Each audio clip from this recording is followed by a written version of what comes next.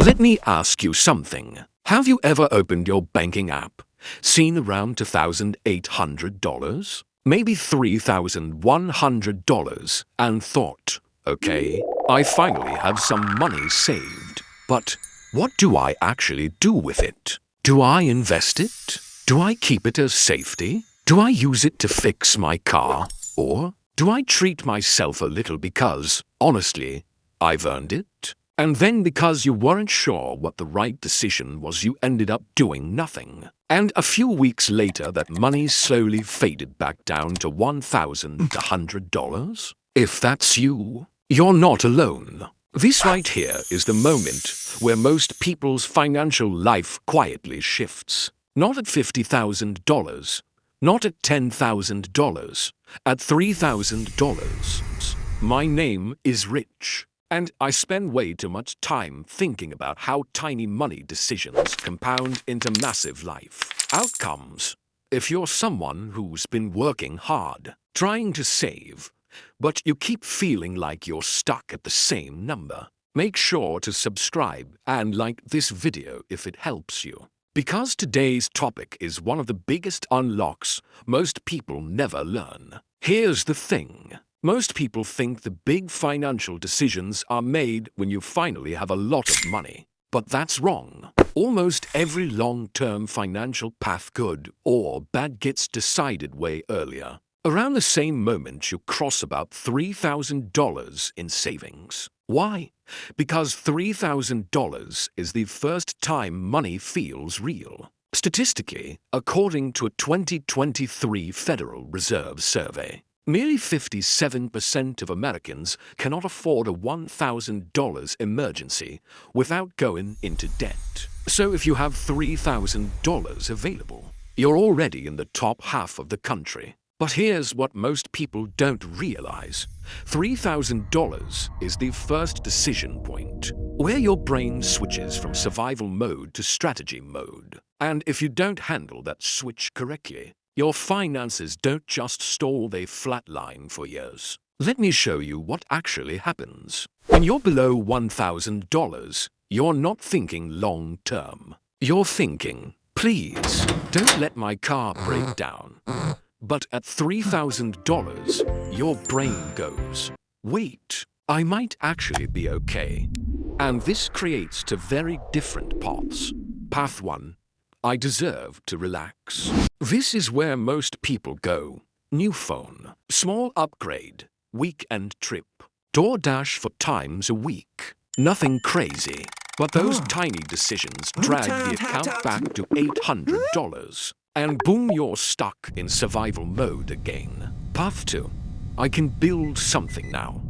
This is where wealth starts. Same $3,000, but a completely different mindset. Let me break this down with real numbers. Because people always say, Rich, it's just $3,000. What difference does it make? Okay, let's look. Scenario A. You decide to save. Hold it. You keep $3,000. You add $200 per month, just $50 a week. At a normal 7% market return, in 10 years gives $38,000. In 20 years gives $112,000. In 30 years gives $266,000. Most people don't realize this. But your first $3,000 grows more than your first $30,000 because it grows longer. Scenario B. You decide to reward yourself. You drop back down to $0.800. Your savings momentum dies. You restart the cycle next year or the year after that. And instead of $112,000 by age 45, you're at $4,000. That is the real cost of emotional spending at this level. Not $300, not $1,000.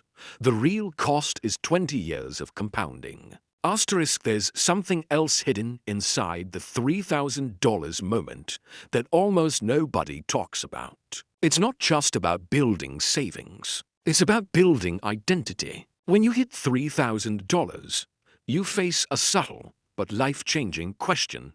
Am I someone who keeps money, or someone who spends money as soon as I feel comfortable? This isn't about math anymore. This is about who you believe you are, and psychologists have studied this for years. There's a concept called the identity loop. You don't act based on who you are. You act to prove who you think you are. So when you hit $3,000, if you think, oh man, I'm not used to having money, your brain will subconsciously push you to get rid of it. But if you think, I'm someone who builds wealth, your brain will subconsciously push you to protect it, grow it, and treat it seriously. Same money, two identities, two futures. Asterisk. Now you might be thinking, but Rich, shouldn't I use the $3,000 to pay off debt? Why, yes. If you have high-interest debt like credit cards at 18 to 20%, then absolutely. That needs to be attacked first. But even then, the $3,000 rule still applies. Because the moment you build even a tiny buffer, you break the paycheck-to-paycheck cycle that created the debt in the first place. Another objection I hear, but Rich, $3,000 isn't enough to invest. Look, the first investment isn't about getting rich. It's about proving to your brain that you can be an investor. $3,000 invested at 7% earns about $210 a year. That's not the point. The point is you put yourself on path to.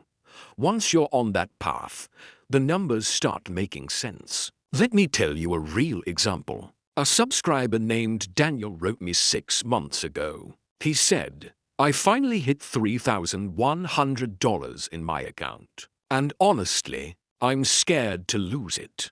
That's normal. Long story short, he decided to follow the identity shift rule. He kept the $3,000 untouched, built a small emergency fund, and invested just $50 a week. When he emailed me again last month, he was at $6,700.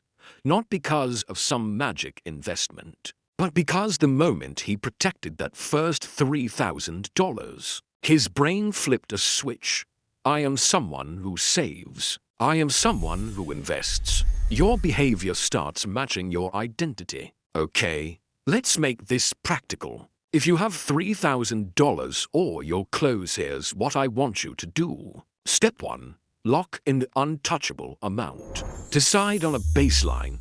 $3,000 stays in your account no matter what unless true emergency. Your brain needs the stability. Step 2.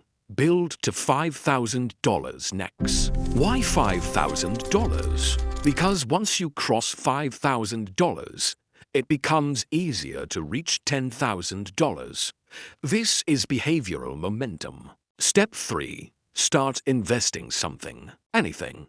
$25 a week. $50 a week. $100 a month. Doesn't matter. The goal is identity, not amount. Step 4. Create a friction wall for spending. One simple rule. If it costs more than $50, wait 48 hours. This alone can save you thousands. Step 5. Track one number.